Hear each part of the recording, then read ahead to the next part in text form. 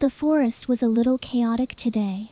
It wasn't the weather, nor anyone's bad mood. Little Grey Wolf's enthusiasm had simply gone a bit overboard. Early in the morning, Little Deer was drawing a poster for tomorrow's market. Seeing this, Little Grey Wolf rushed over and snatched the pen from her hand without a second thought. "Let me draw. I'm super fast at it." Before Little Deer could respond, Little Grey Wolf had already filled the page with drawings. "This isn't really the style I had in mind," she murmured. But he didn't hear her, or rather, he was too focused on being helpful to notice. By noon, Little Red Fox was setting up her booth for the market when Little Grey Wolf dashed over. "I'll hammer the nails for you," he shouted. Before she could reply, he had already hammered the support beam off center. The entire frame tilted sideways.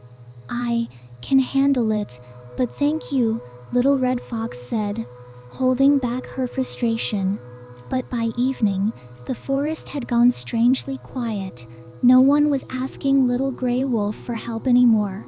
He stood there, watching everyone busy with their tasks, but no one called out to him.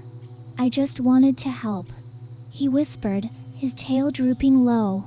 Just then, Raccoon called out from behind him. "Little Grey Wolf, could you help me with something?" Little Grey Wolf turned around, his eyes lighting up. "I can. The juice stall isn't fully checked yet. Could you help count the cups and ice packs?" "Leave it to me."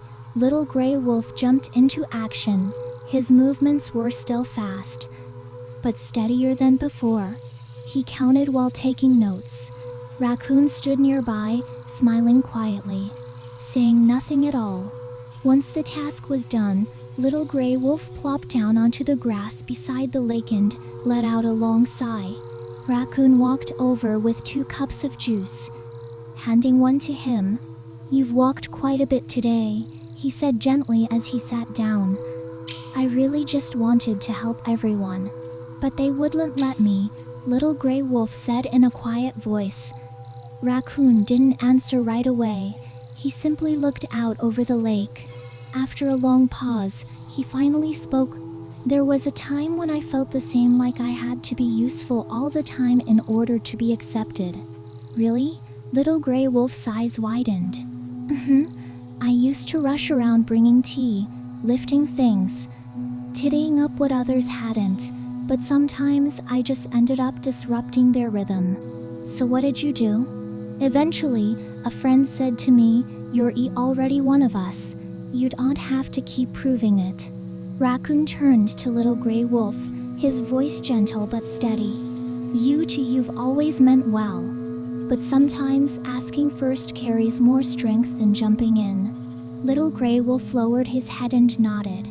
After a moment, Mimi walked over and sat across from them. He didn't blame anyone or speak in rights or wrongs. He simply pulled a blank notebook and a pen from his bag.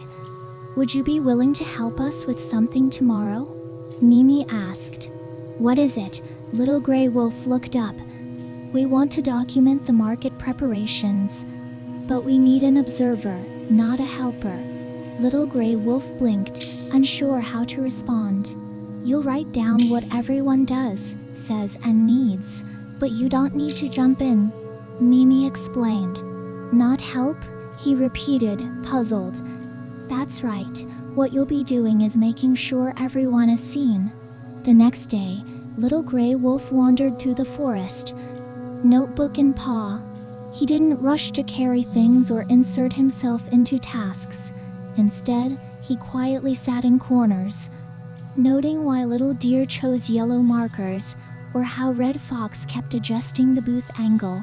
From time to time, he'd write things like, "Little Deer seems a little tired, though she hasn't said anything," or "Red Fox is unusually quiet today, maybe thinking of a new idea."